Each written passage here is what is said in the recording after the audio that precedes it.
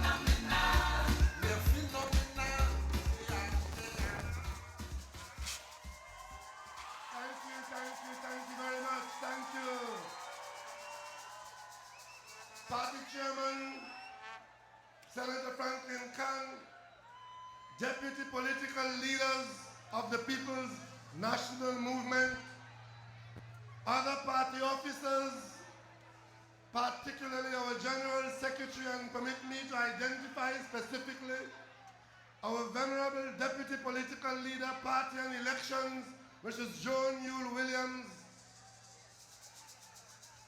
members of the national community, particularly those of you who have been selected to represent us here into the 2016 local government election, the 137 PNM standard bearers from Carnage to Sangre Grande, from Charlieville to Panuca, from Point Fortin to Cedros.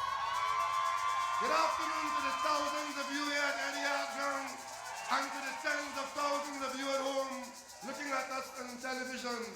Welcome to the PNM's conclusion of an election campaign for local government 2016. Well, the campaign is almost over. Only a matter of hours to go. We have gone throughout the length and breadth of Trinidad, keeping our promise to work towards the reform of the local government system in Trinidad, using as a template the successful management of the Tobago House of Assembly of the local affairs of Tobago, measuring our experiences of what exists now and hoping that change will bring, through good adjustments, improvements to the quality of our lives. We've made detailed presentations in consultations in the 14 local government bodies during the year, and during the election campaign, on very many nights, myself and other members of the government, we have spoken at length and in great detail of the various components of the local government issues that we intend to address as we go forward. The consultation process, which initiated the legislative adjustments, has been concluded. The legislative work is well advanced, and very soon the draft legislation will be before you as we take it to Parliament for further consultation through the parliamentary process. And of course, we are of the view that given your involvement in the consultation and your expression of support and your expression of support for us during the campaign in 2016 that we are on the correct track in setting out to improve our governance level at the local government reform exercise conclusion. So the process continues.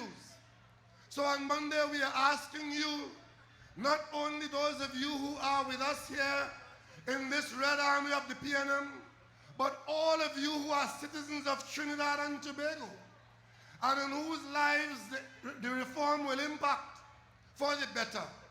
We are asking you to come out and vote for something, and that's something that you will be voting for is taking a stand and supporting something for which there's widespread national agreement that local government needs to be reformed.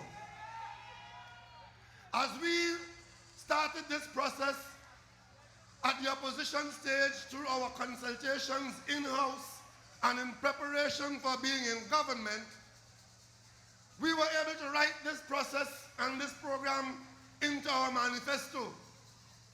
And then we were able to come to Parliament and have, as the government, present to the Parliament our manifesto and have it adopted as government policy. So what we have committed to in the manifesto has now been committed further as government policy to be carried out by this government that you are supporting here at Eddie Hart and who you will support on Monday as you go to the polls. Now, in my political lifetime, I have political opponents of all shades. But there's one particular group that make a career of accusing me of all kinds of things. They've accused me of the worst possible things. But there's one thing they haven't accused me of yet. And I'm kind of a little bit worried that on Monday night, they're going to accuse me of that. So I'm looking for an alibi now. Saturday, I'm at Eddie Hart with you. You are all my witnesses. I'm going to maintain witnesses all the way until the accusation is made. The accusation will be made about 9 o'clock on Monday night. I will be accused of domestic violence because I'm going to beat Kamla Prasad Bisesa from bow to stern.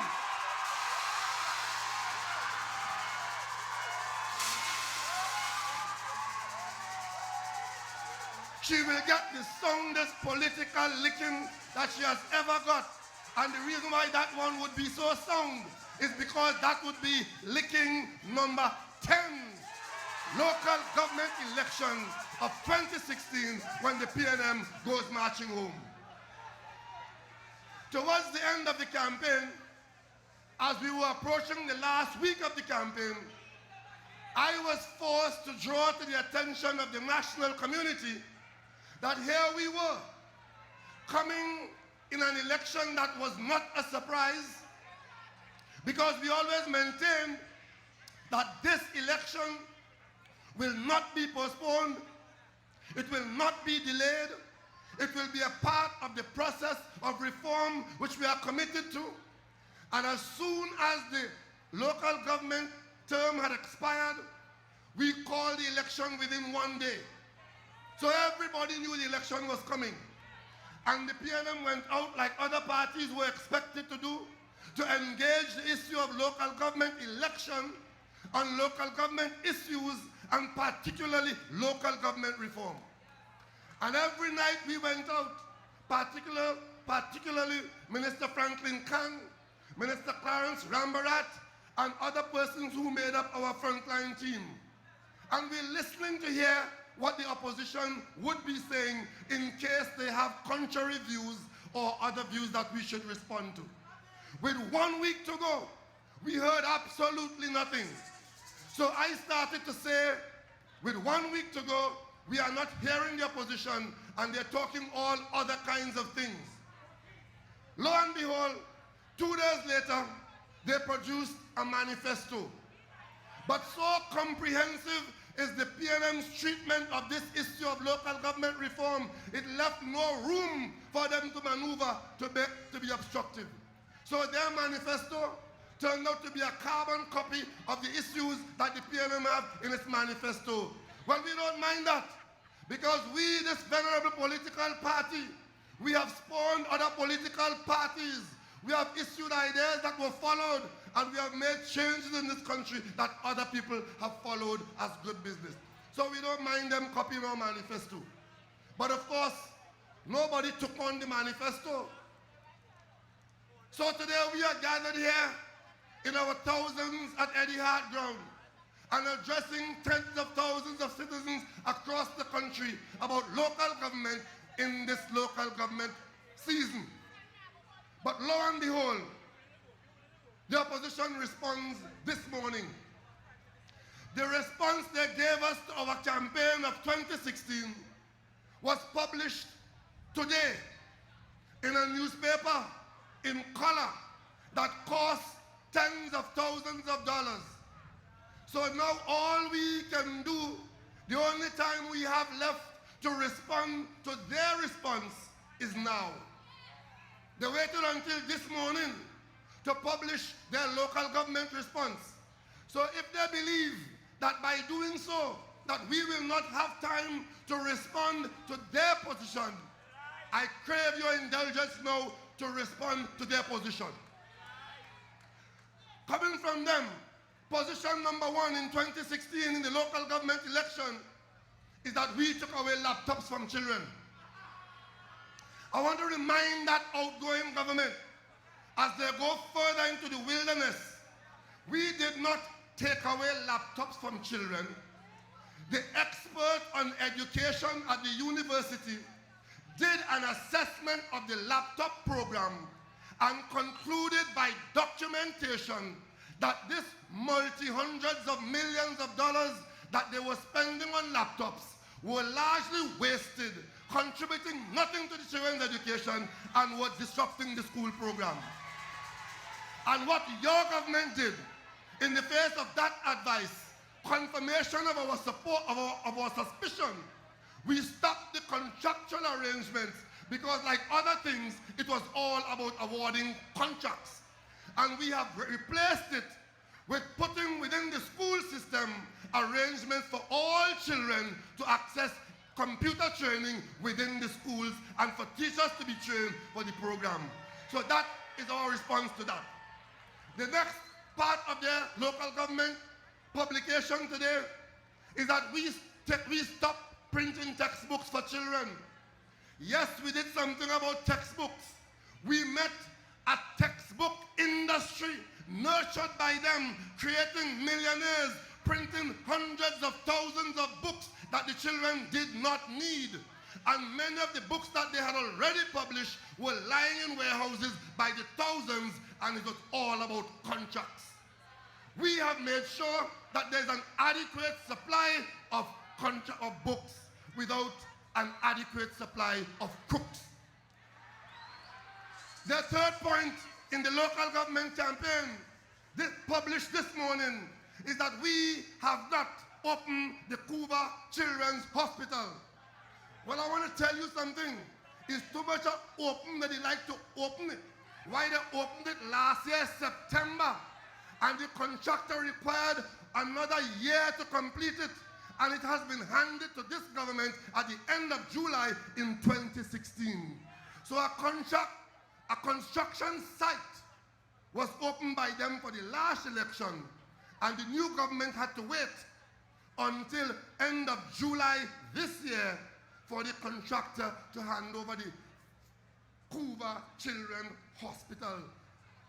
And they're accusing us of doing something wrong. That hospital for children, according to them, exists within 20 minutes of another children's hospital in Mount Hope. They have no doctors, no nurses, nobody to go inside there. What this government has done subsequent to receiving the finished project is that we have gone out for public expressions of interest by the international and local private sector to seek to find an operator And we are waiting to see what proposals we get. And based on what proposals we get, we'll evaluate those proposals and the government will make a choice as to what goes on in those buildings on the highway at Cuba. Item number 5 today, number 4, is that we have stopped the construction of the Arima Hospital and the Point 14 Hospital. They paid money to print that lie in the papers today, hoping that you will vote in the election on that basis.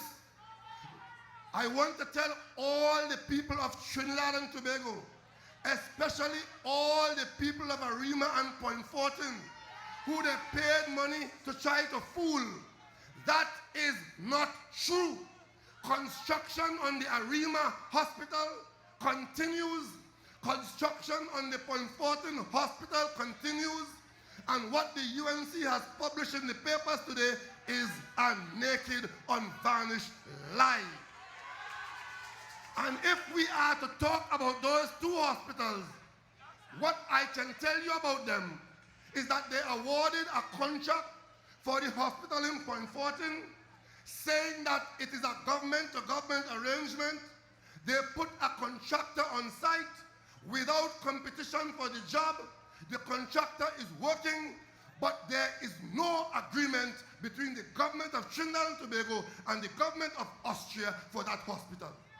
As a result of which, the anticipated loan is not available, and we have had to find money in the current account to keep the contract going until your government of today, your PNM government, puts in place proper arrangement to fund the contract.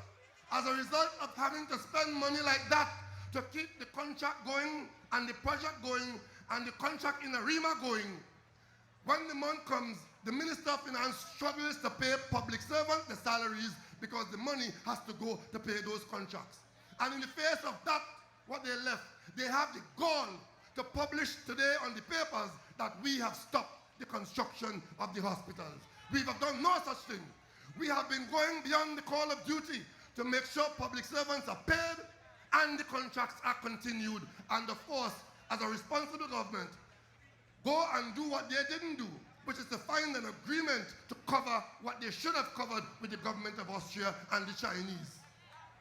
And of course, lie number 5, that we have stopped the Children Life Fund.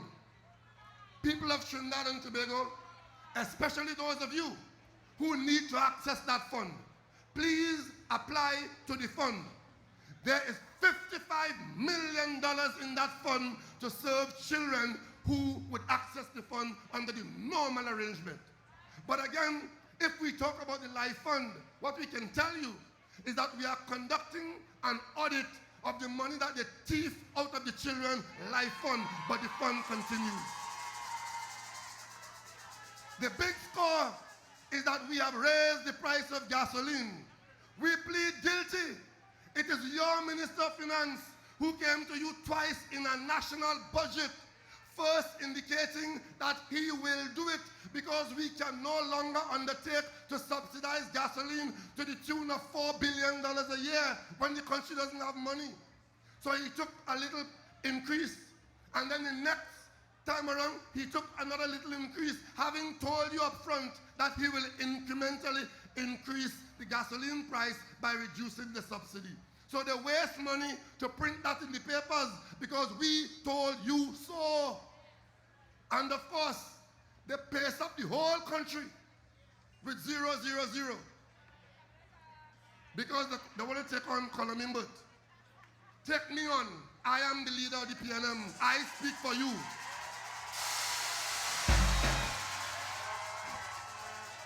And there's no trade union in this country who can say to anybody in this country that this government has offered them or is engaged with them on any 000. They only want to a shadow. And I want to advise public servants that the history of treatment of public servants, no other political party has ever treated public servants better than the People's National Movement in good times and in bad. The lies go beyond comprehension. One of the things they published in today's paper in their litany of lies, seeking to influence the vote on Monday, is that we have reduced the disability grant.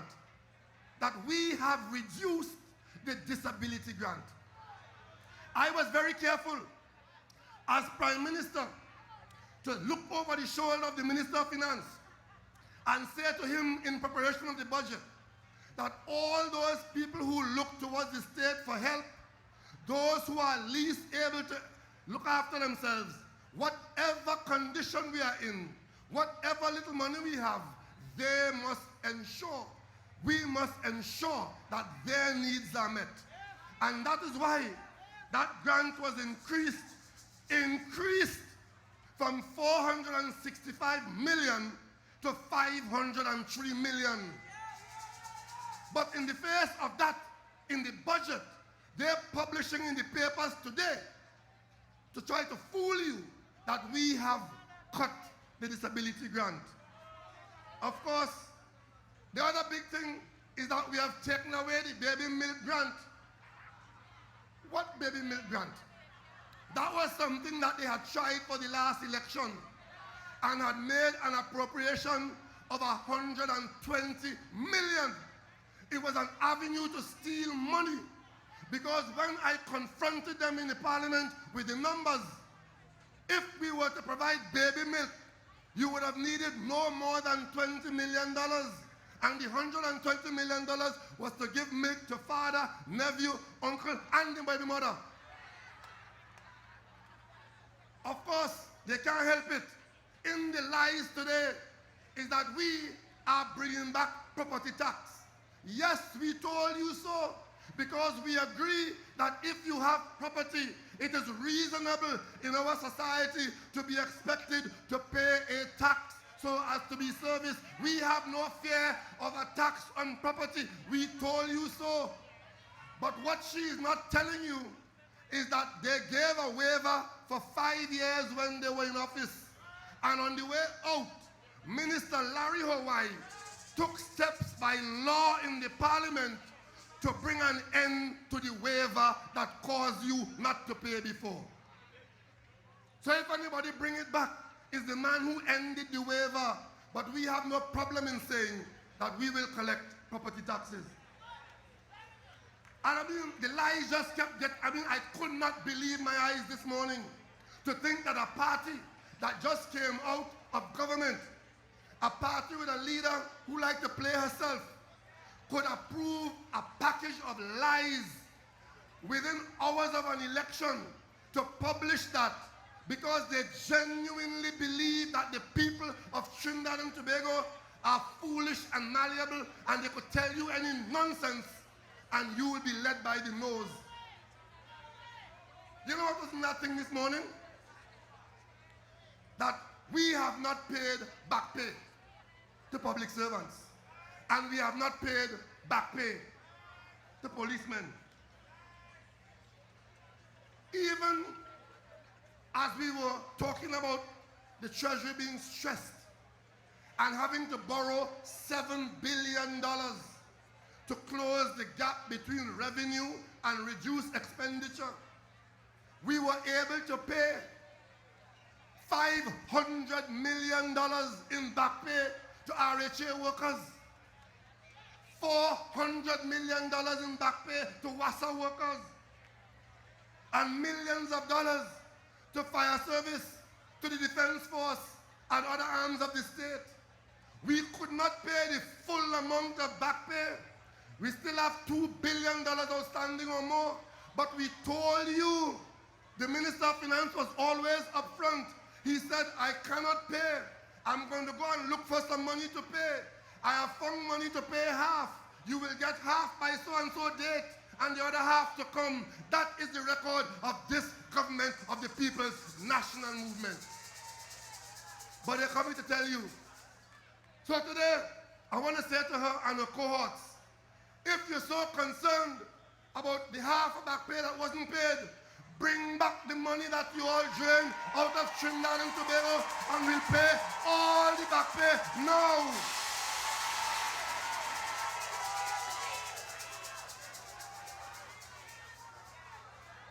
Lying and saying that we have stopped regularizing squatters. We have not. We are just being reasonable and within the law. Cast your mind back.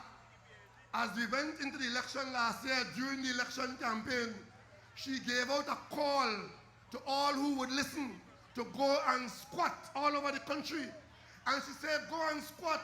Wherever you are, we will find you. Of course, that was a license for lawlessness. This government is a law-abiding government, and we have given no license to anybody to go and squat nationwide. But we are regularizing the areas of squatting that the parliament has approved for squatting. And of course, like the Children's Hospital, she is accusing me and this government of shutting down the Debe campus. Go and look in the papers, in the list of things why you should vote for them, that we have shut down the Debe campus. There is no Debe campus to shut down. It's a construction project being done by the University of the West Indies. The last time the university spoke about that project, the principal of the campus said to the public that there are some challenging issues between the university and the contractor. We don't know what those issues are. What we do know is that the university has opened no operations on that construction site. But that is the state now. It is November 2016. Go to the parliament record and you will see Mrs. Kamla Prasad Bisesa last year, September, asking me as Prime Minister, when is the government going to be taking students into the Debe campus? I didn't know the government used to operate university and select students to go into university. But they believe that we're stupid. That is why I could have mentioned profligate spending, and in mentioning it and giving you some examples at the lower end, I mentioned profligate and corrupt spending with respect to catering at the Prime Minister's residence and the pool service and the water supply. And they didn't hear about the pool, they didn't hear about the water supply, and they didn't hear about the expenses that were also profligate for emancipation, and the excess spending for Baptist holiday, and the excess spending for Christmas. They didn't hear that at all. All they heard was roti, and they started a roti war. Well, brother, I will tell you, I have confidence in the people of Trinidad and Tobago. We have 440 odd primary schools in this country and a whole number of secondary schools. And my grandfather didn't go to secondary school, but I'm sure people of his era would never have allowed a senior council to tell them such rubbish and seek to tell you, you too stupid to make a distinction between overspending on any food item and your race. Would you believe that? So PNM, in our 68th year, we are engaged in an election. Last year we were out here. I asked you to come forward and save this country, and you came forward by your hundreds of thousands. It is because you came forward why we were able to get back $1 billion from a contractor whose project had stopped before the election, whose subcontractors were not being paid, whose equipment was being levied on the construction site. So by the time I became Prime Minister on the 9th of September, the highway to Point 14 had already been stopped. There was no work going on there. But we were able to come in and properly discontinue the contractor's presence and recover $1 billion that they were all aiming to share among themselves. You know, today, in that litany of lies that they publish One of the things they listed there is that we stopped the highway to Point Fortin. During the local government campaign, we said to the people in Faizabad, we said to the people in Pinal, we said to the people in Siparia and Point Fortin that we have fired the contractor. We are assessing the arrangements on the ground. We are waiting for clearance from the lawyers. But we are going to finish the job by using a series of local contractors to get the highway to Point Fortin. But even as we say that, they didn't hear that. They didn't hear that. All they hear was roti. But tonight, I want to say to my brothers and sisters of the East Indian population of Trinidad and Tobago, the time has come for lesser leaders to stop taking you for fools. You are equal citizens, equal rights in Trinidad and Tobago, and you must be able to differentiate between what is right and what is wrong, what is good and what is bad. You are on your own, and Trinidad and Tobago recognize you as a citizen who has all the rights and all the understanding. So I have no doubt that we have said enough, if not everything, to have you understand that something good is about to happen at local government. I have no doubt that we have done enough and said enough that you will understand that there is an improvement coming with respect to the management of corporations. I have no doubt that we have selected excellent persons. Today you saw only 3 of them here. And this is the quality of persons that we are putting into local government to receive that responsibility. I have no doubt that on Monday you will want to participate in the process. And the process says, come out and vote in support of the changes that are to come. And when you would have done that, you will be able to say that as we evolve towards strengthening our country's base, especially in this difficult time, where money is hard to come by, we are putting arrangements in place at the local level to get the best out of every dollar, where you manage more of your affairs and you ensure that there's value for money. There'll be greater transparency, there'll be greater accountability, there'll be greater responsibility, and there'll be an improved quality of life. So Trinidad, Monday is our day. Tobago is looking on, and they're wondering if you could be so careless and so callous not to intervene on your own behalf and seek to enjoy what they're enjoying across the water. So, much as I am forced to, I'm a loving man, as you know. I love you all. But come Monday, I'm going to beat you in the east. I'm going to beat you in the west. I'm going to beat you in the north. I'm going to beat you in the south. And I'm going to beat you in the center. So, come on Monday. Bring out your friends. Bring out your uncles. Bring out your nenen. And let's go. Let's do this. Let's get ready, and victorious. And on the night of Monday, when you would have cast that vote and taken those corporations, we will shout from Sangre Grande, we will shout from Carinas, we will shout from Charleville, from San Fernando, and from Tobago. Great is the PNM! Great is the PNM! Great is the PNM! And we have prevailed. Yo, yo! These are the biggest collab.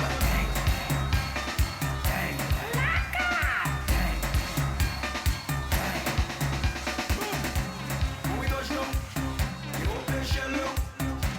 When we touch down, you open shell up.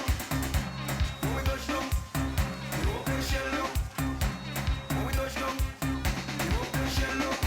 When you see we do big money, all we Go ahead, Sarah. Yeah, you heard the sound of Steve Rowley, and the basis of his speech this evening was basically reply to the opposition's response to the PNM's reform.